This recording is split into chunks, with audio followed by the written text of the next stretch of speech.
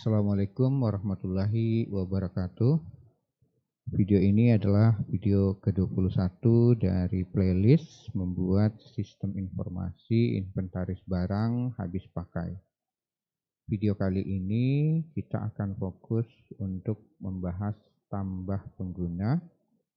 Kita langsung saja, silahkan teman-teman buka Exam, nyalakan Apache dan MySQL.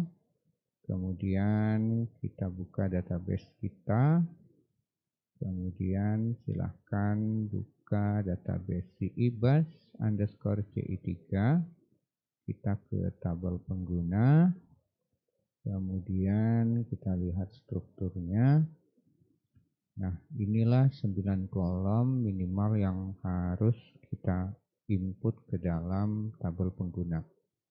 Ada foto, nama pengguna, email, password, peran pengguna, is active, created at, dan updated at. Nah, yang nanti akan kita input menggunakan inputan itu adalah nama pengguna, email, dan password.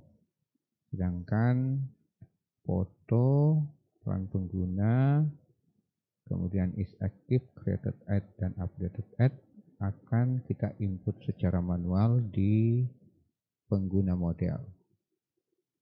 Oke, kita langsung saja.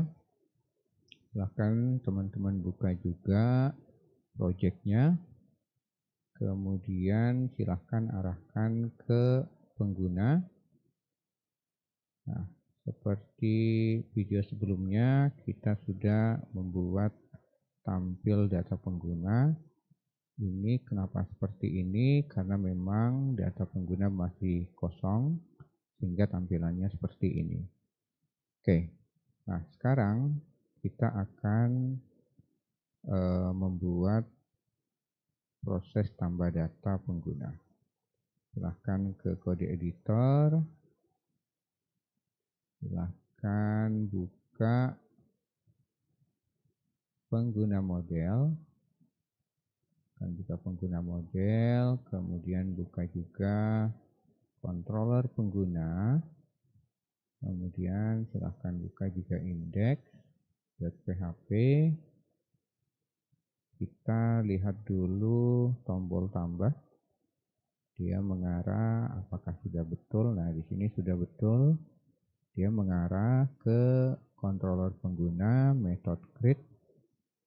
Nah, method create ini akan kita buat. Akan ke controller pengguna. Kita buat di bawah. Kita buat metode namanya create. Tulis public function create. Kemudian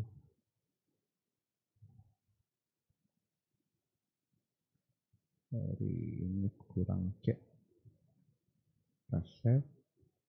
Nah, sekarang kita siapkan data dulu. Datanya berupa array.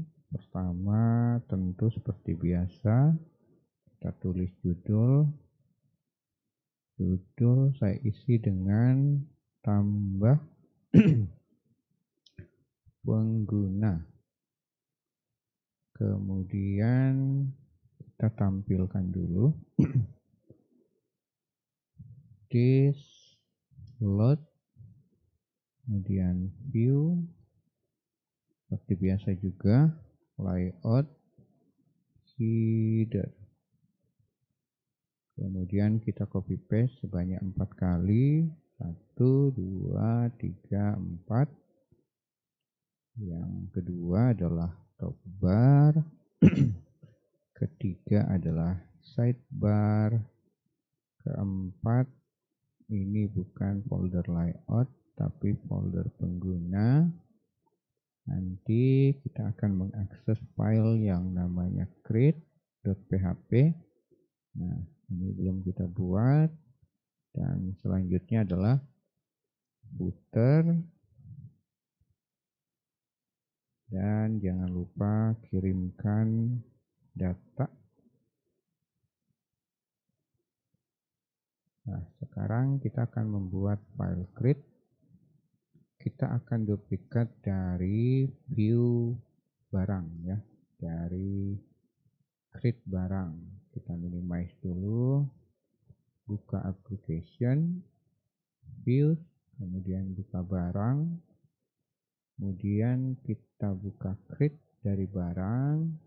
Ini kita save as, klik file, save as, kita menuju ke pengguna, kita save di sini. Saya atur dulu. Nah, kita hanya butuh 3 inputan. Kita cek dari atas ya. Ini bukan mengarah ke controller barang, tapi pengguna. Kita ganti juga ini pengguna. Ini tentu pengguna. Ya. Nama pengguna. Kemudian kita ke bawah lagi, nanti datanya akan dikirim ke metode create lagi, controller pengguna. Keterangannya di sini kita taruh pengguna. Kita ke bawah. Nah, inputan pertama yang kita buat inputannya adalah nama pengguna. Oke, ini saya blok. Kemudian supaya dapat saya seleksi, Ctrl D, Ctrl D, Ctrl D, kemudian Ctrl D, sekali lagi, kemudian saya ganti dengan nama underscore pengguna. Oke, kemudian kita escape. Selanjutnya inputan kedua itu adalah email ya. Ini kita blok, kita seleksi lagi, Ctrl D, Ctrl D, Ctrl D, Ctrl D, Ctrl D, Ctrl D. Oke, kita ganti dengan email, escape. Ini tampilannya saya ganti E-nya besar. Kita save. Kemudian yang di bawah boleh kita hapus dulu ya. Kategori ini kan saya minimize dulu agar mudah kita hapus. Satuan juga, status juga kita hapus. Ini kemudian kita blok, kita hapus. Nah, sejauh ini kita sudah punya 2 inputan. Pertama nama pengguna. Nah, ini lupa. Ini nama pengguna. Nama pengguna. Kemudian selanjutnya email sudah oke. Kita duplikat yang email aja. Ini kita blok. Kemudian kita duplikat. Oke. Setelah kita duplikat, kita ganti menjadi password. Saya blok, kita seleksi Ctrl D, Ctrl D, Ctrl D, lagi, kemudian kita ganti jadi password. Escape, P-nya kita ganti huruf besar.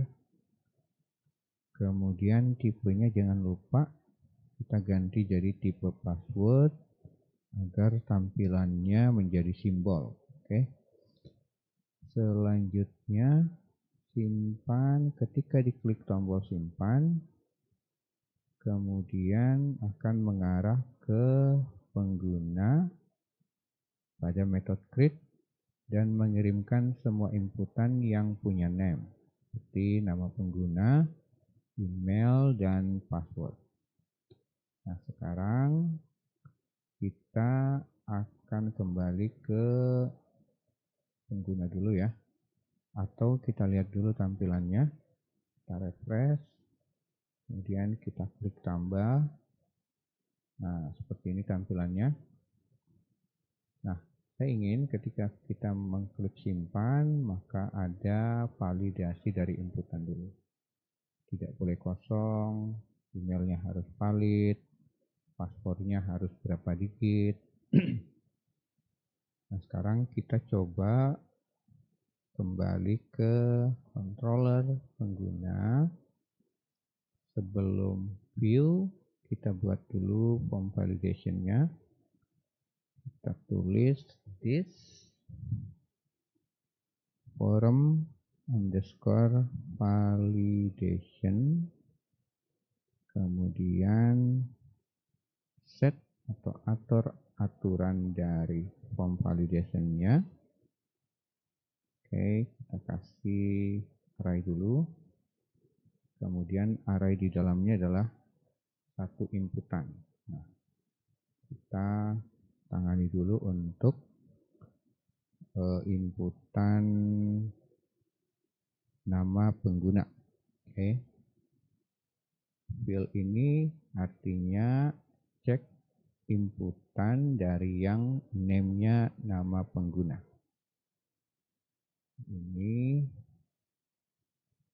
harus sama dengan inputan name.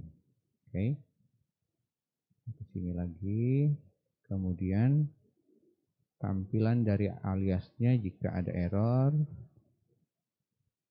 mau apa namanya. Nah, tentu kita tulis nama pengguna. Nah, kemudian aturan apa saja, kita tulis rules. Aturannya pertama trim ini untuk menghapus spasi di belakang dan di depan. Oke. Kemudian di sini required, nama pengguna boleh sama, jadi tidak perlu mengecek uniknya. Selanjutnya error ya, errornya tampilannya seperti apa. Tampilan errornya, saya tulis di sini error. Nah, nilainya berupa array. Kalau yang error adalah required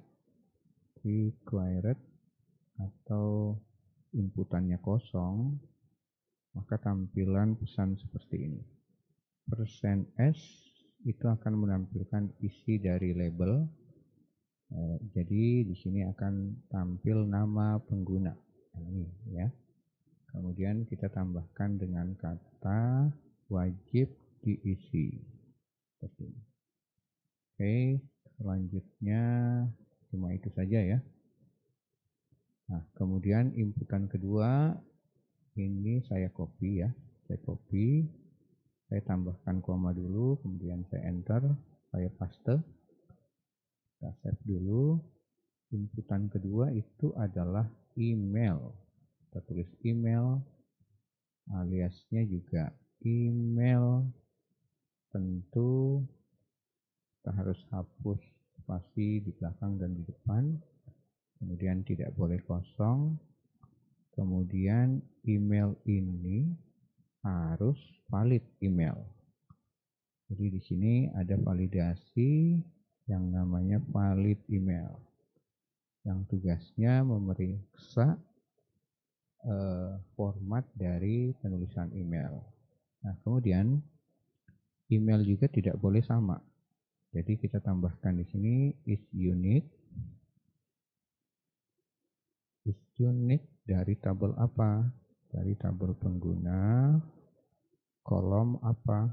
Kolom email. Oke, jadi ini nama kolom, ini nama tabel.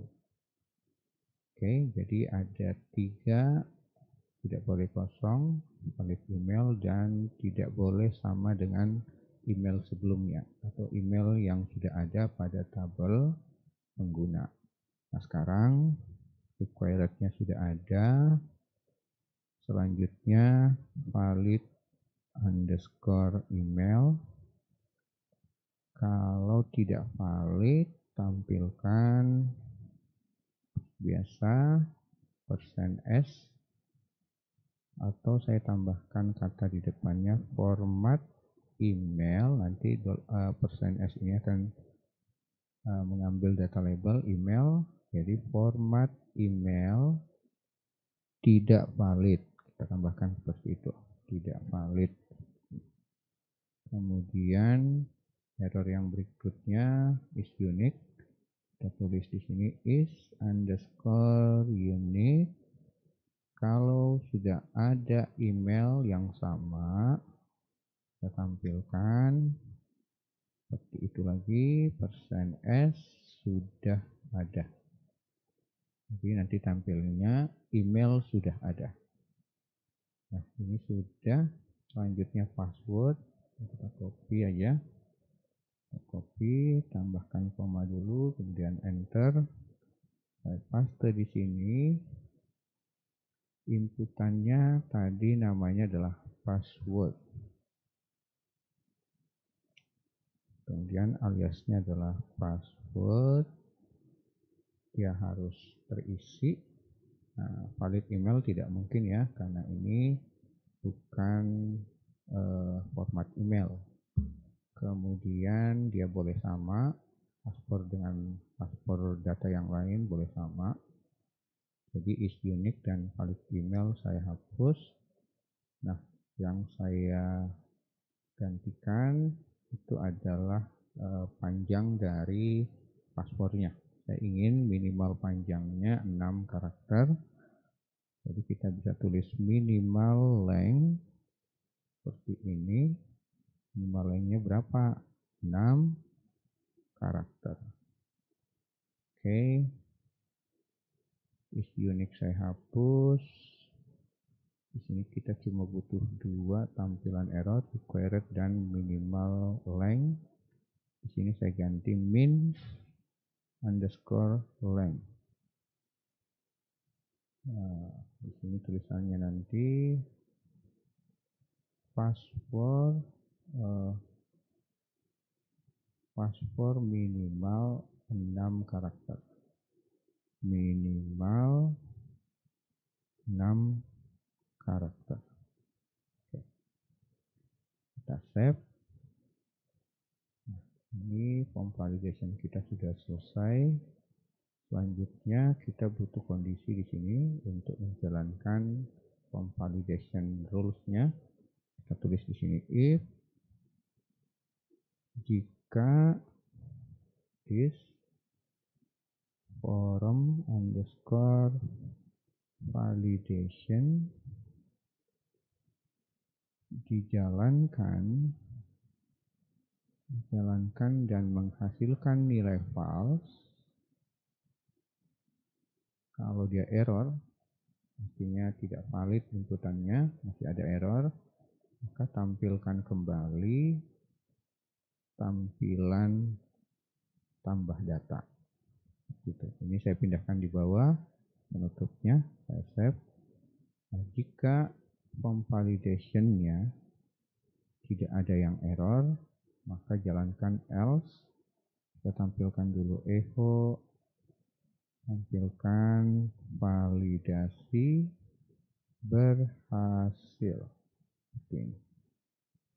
Oke, kita save dulu. Kita tes dulu ya. Kita coba, kita buka, kita refresh dulu. Kita refresh. Oke, misalnya ini kosong, saya klik simpan. Nah, ini nama pengguna wajib diisi, email wajib diisi, password juga wajib diisi. Sekarang saya akan isi dengan Andi Iqbal. Kemudian saya klik simpan. Di nama pengguna errornya sudah hilang, email karena kosong, sehingga ada error. Saya akan tulis email saya, tapi saya salahkan dulu formatnya. Coba kita cek, klik simpan. Nah, format email tidak valid. Saya akan betulkan formatnya. Saya klik simpan. Nah, passwordnya Sudah oke, emailnya sudah oke. Sekarang sisa password. Saya coba bikin password 5 karakter. 1, 2, 3, 4, 5. Harusnya ini error. Klik. Nah, password minimal 6 karakter. Saya tambahkan 1 karakter lagi. Kemudian klik simpan. Nah, artinya validasinya berhasil dan masuk di else. Dan else menampilkan validasi berhasil. Tapi bukan ini yang akan kita lakukan. Kita akan ganti tampilan validasi berhasil dengan proses simpan data. Nah, kita bisa tulis begini, this, kita akan panggil pengguna model, kemudian mengeksekusi metode yang namanya save. Nah, metode save ini belum kita buat. Nah, kita lanjut dulu, kita siapkan session. Setelah disimpan, kita tampilkan pesan. Kita tulis this session, kemudian dalam bentuk test data, kemudian apa nama sessionnya, kita beri nama sukses di video-video sebelumnya. Tampilannya data pengguna berhasil ditambahkan. Oke, kemudian arahkan kembali ke data pengguna. Tulis pengguna.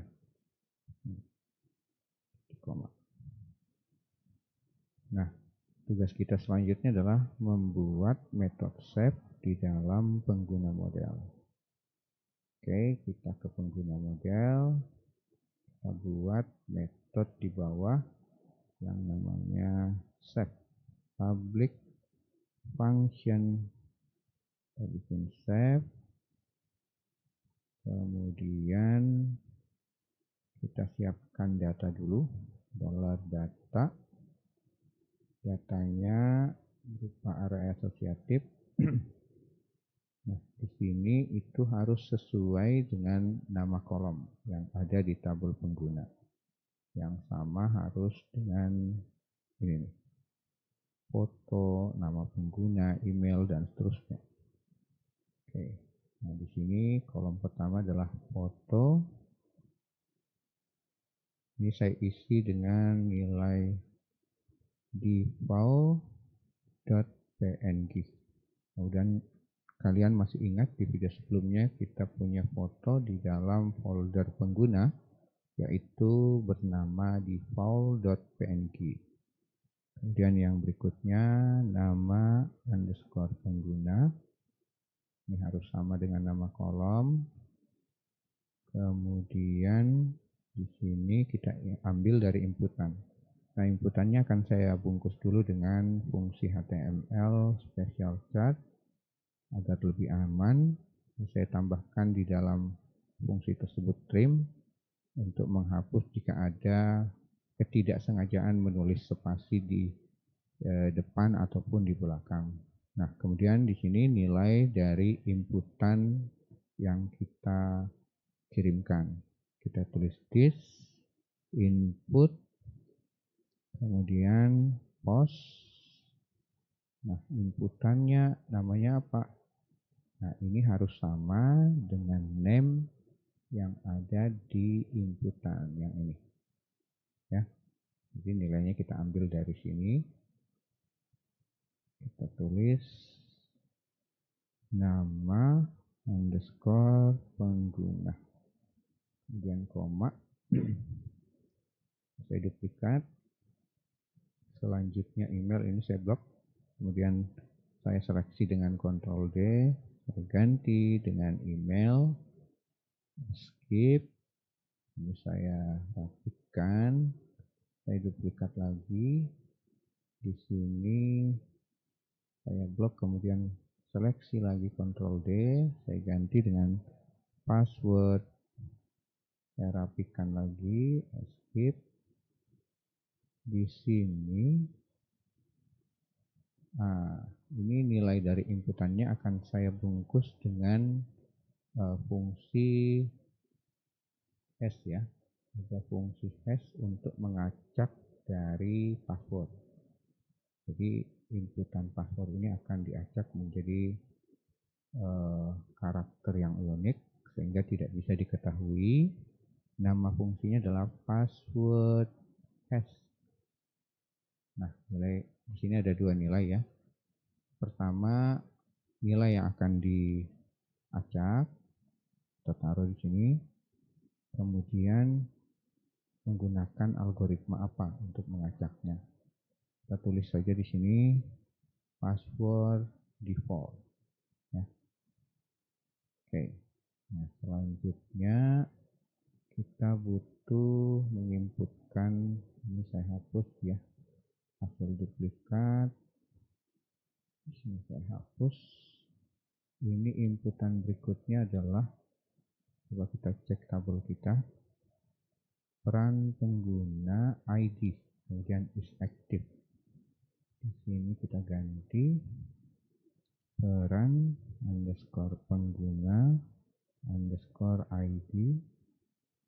Saya rapikan lagi, kemudian ID-nya saya tulis dulu 2 ya, peran pengguna. Jadi setiap yang masuk atau ditambahkan itu member ya.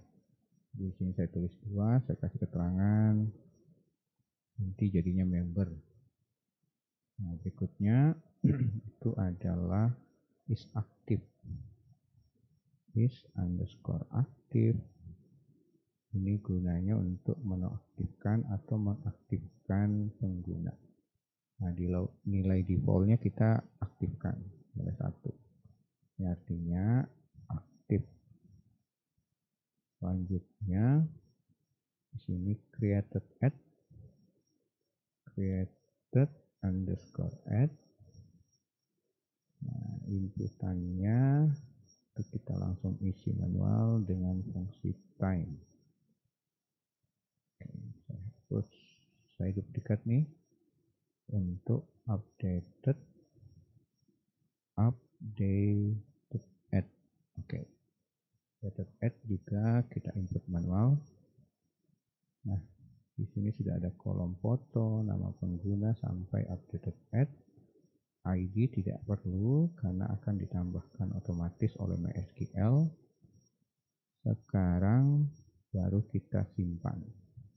Kita tulis this db insert. Nah, ini perintah simpan. Disimpan ke tabel apa? Ke tabel pengguna. Kemudian data yang disimpan ke dalam tabel dari mana? Dari $data. Oke, sudah selesai proses simpan data di pengguna model.